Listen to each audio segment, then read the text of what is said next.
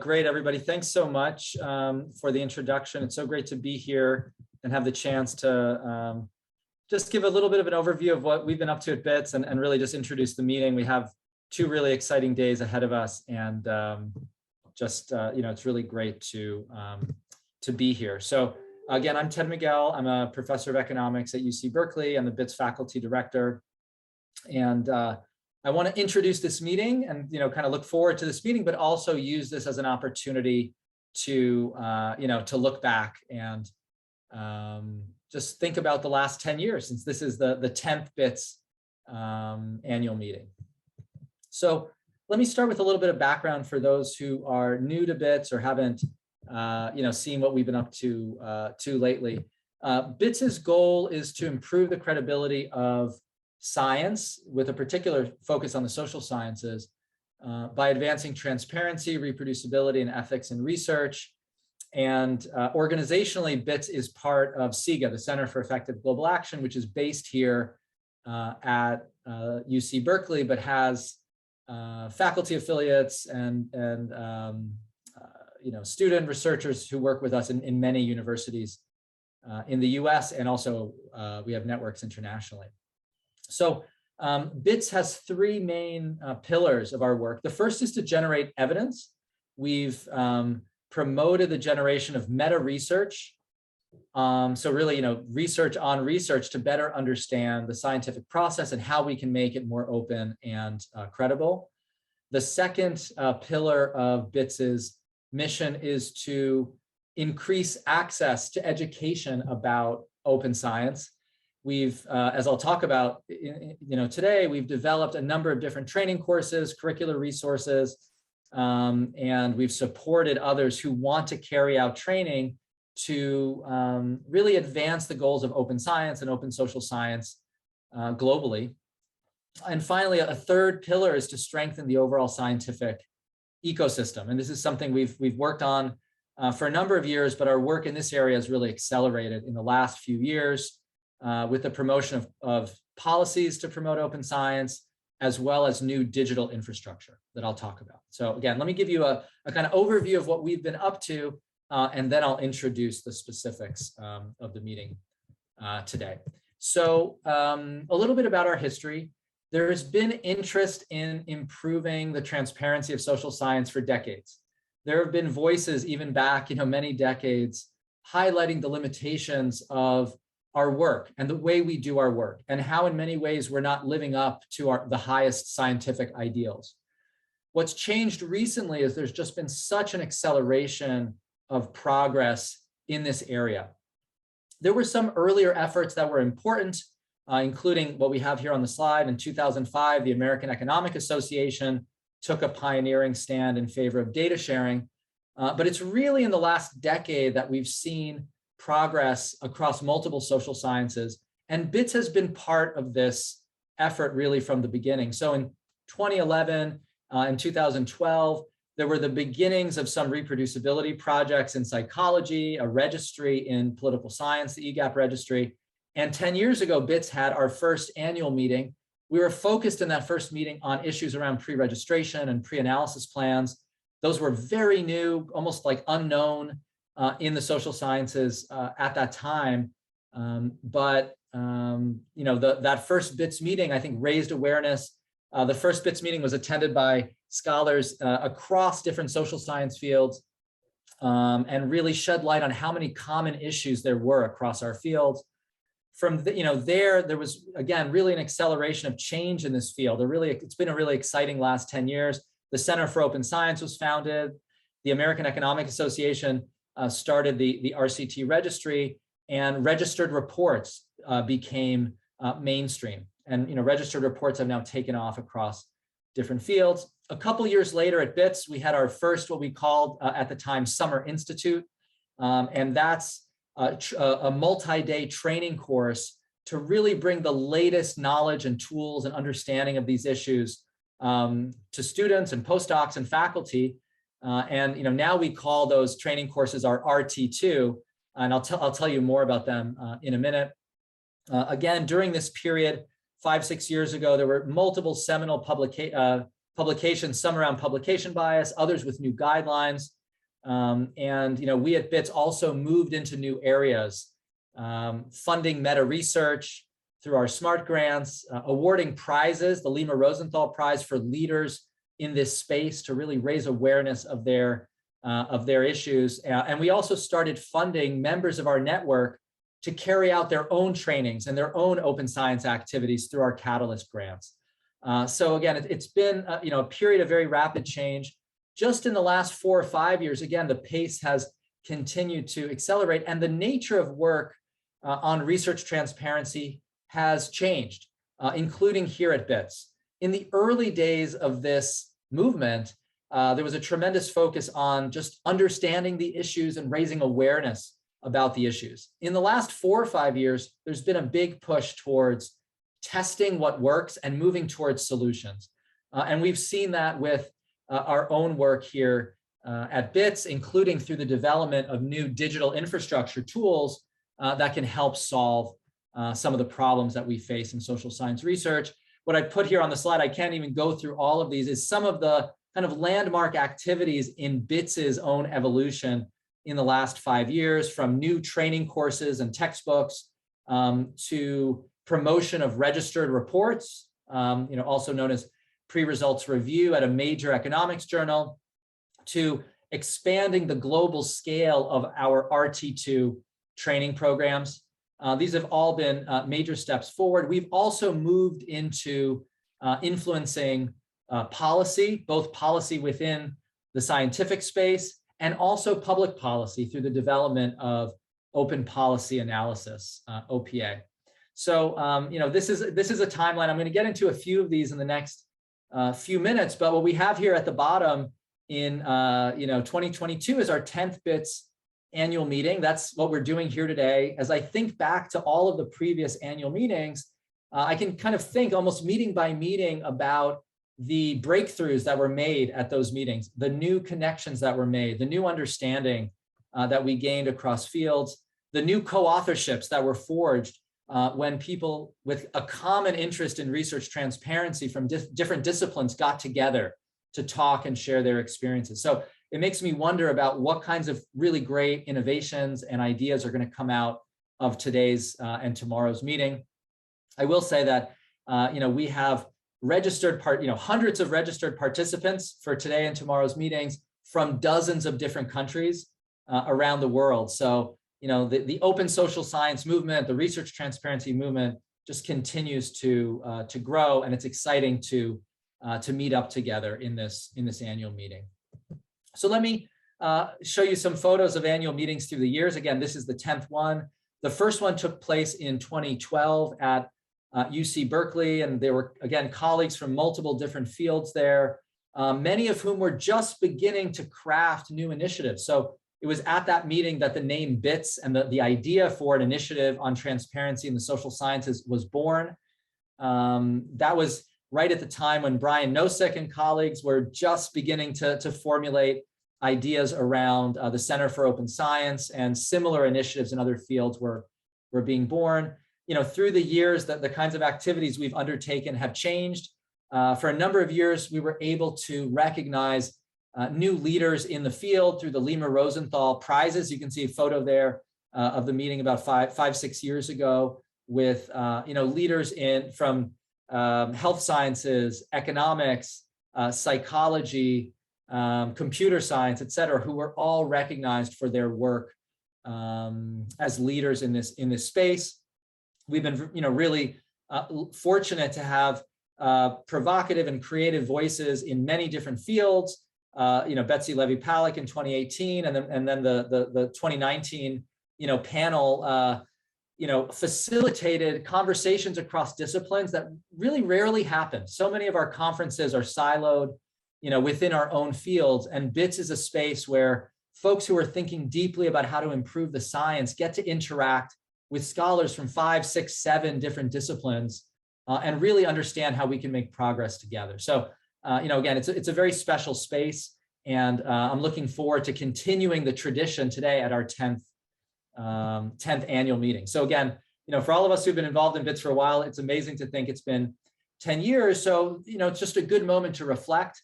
And what I want to do next is just celebrate a few of our, accomplishments and the progress we've made, and also look forward to the annual meeting today and tomorrow, and the frontiers that we still, have in this space. So one of the, again, pillars of what we've done, and one of the things we're proudest of at BITSS, is how we've promoted education about research transparency and open science topics. We've carried out 10 large research transparency and reproducibility trainings. These are the RT2 trainings. They've been carried out in multiple countries around the world, and we've also moved to virtual trainings because of the pandemic. Over 400 researchers from across disciplines and across the world have been directly trained in these multi-day intensive trainings, so they can, gain understanding of the key issues in open social science, and also learn about the tools and the practices they need to be effective, to do credible, reproducible, and ethical research. So again, here just a selection of the different photos from the training courses throughout the years. But those direct RT2 trainings are really almost like just scratching the surface. About 5 or 6 years ago, we had the idea and the goal of really expanding training even beyond those we could directly work with in RT2. And what we were able to do is raise funding to support the educational efforts of what we call BITSS catalysts. BITSS catalysts are sometimes people that went through the RT2 training courses, sometimes not, but there are folks who are very deeply invested in open science and research transparency, and they want to train their students, their colleagues, people in their research communities in these ideas. So we've been able to support scores of these different efforts. 159 different practitioners have received support to carry out training in their own institutions. And you can see on the map here that trainings have taken place across 30 different countries, across continents. And in this way, thousands of others have been trained in open science and research transparency practices through support from BITSS. And you can see photos here from Latin America, Africa, Europe. There have been training courses in Australia, et cetera. So we're really proud of this, and we're really proud of BITSS's role in helping to facilitate the growth of a global network of researchers who are focused on these issues. Even this year, we've continued to fund Catalyst projects. There are 9 new projects that we're just funding this year, and you can get a sense even from this slide about the range of topics and fields from health sciences, political science, economics, in many different countries, again, from Brazil to Burkina Faso. We've just highlighted one project which is bringing, again, the latest tools in research transparency to scholars in Burkina Faso, just as one illustration of the kinds of projects that BITSS has been able to support just this year, and we hope to continue supporting in the future. We've also extended our impact even beyond those training courses through lots of online materials, lectures. We know many instructors have drawn on those materials in their own undergraduate and graduate teaching. And we've been able to kind of crystallize this learning in a couple of different ways. We, for several years, taught a large online course called a MOOC on transparent and open social science research that thousands of learners took formally through an online platform. And a lot of the material in that course and in a course that I taught with colleagues here at Berkeley got brought into a textbook that I was delighted to write together with Garrett Christensen and Jeremy Fries, which is, we think, the first attempt to have a comprehensive open social science textbook.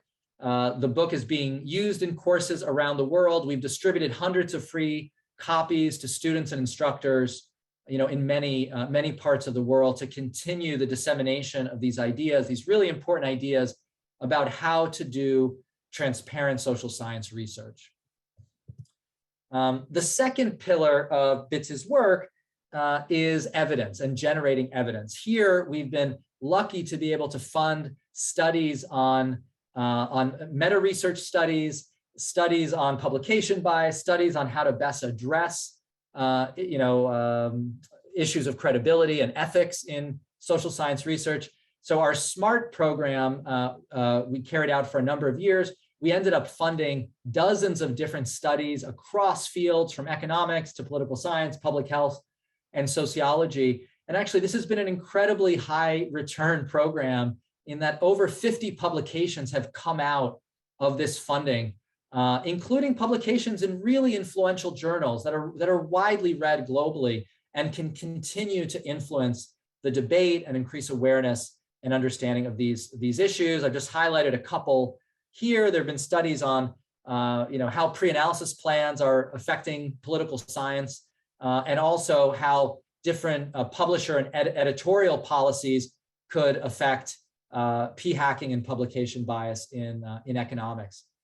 If you're interested in all the research that's been funded through BITSS efforts, you can refer to our research library and really just get a feel for this dynamic area of meta research right now. The third pillar of BITSS that I mentioned before is our effort to change the ecosystem and institutionalize the practices that we believe and that the evidence indicates will improve transparency in social science research. We've started, as I told you about, really as a bottom-up network. We're a network of researchers across fields and across the globe who share interests in open social science. But we also think there's value not just in our usual bottom-up approach, but also in attempts to change top-down policies at journals, at donors, with funders, et cetera, to really reinforce the change that we think can improve social science research. So we've supported a number of different efforts, including training courses at large governmental and non-governmental organizations, including at the World Bank, in the Mexican Instituto Nacional de Salud Pública, the Public Health Institute, and research institutions like the Busara Lab in Nairobi.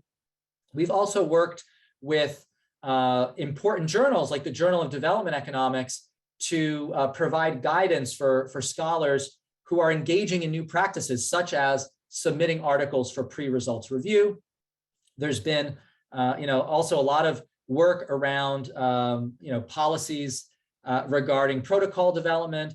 And finally, as I alluded to before, direct attempts to influence the public policy debate by making scholarly analysis that speaks to public policy open.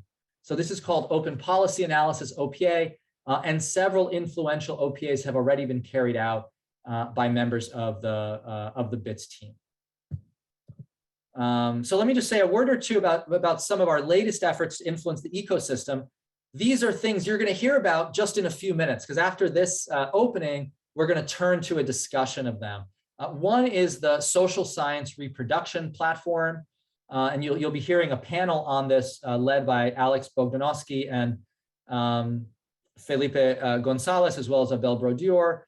The SSRP is an attempt to crowdsource replications and reproductions of research studies in the social sciences. So much replication and computational reproduction work is already going on. It's going on in graduate courses. It's going on in undergraduate courses. It goes on when scholars try to understand other scholars' work. But there hasn't been until now a central platform where all of this work can be accumulated.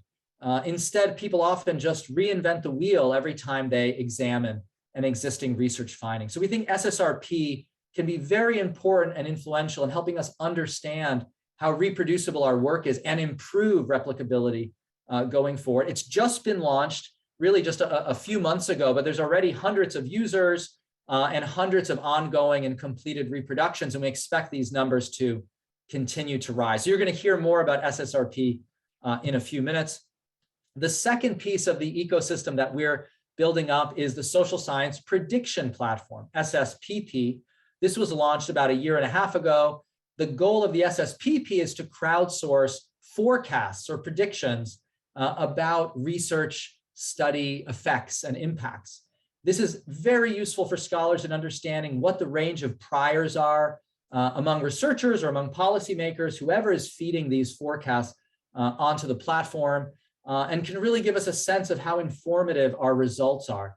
You'll be hearing another panel in just a little bit of time from Stefano Della Vigna, Eva Vivalt, and Nick Otis on this platform. And it'll give you a sense of the kinds of digital infrastructure that BITSS is building to try to institutionalize positive changes in our social science ecosystem.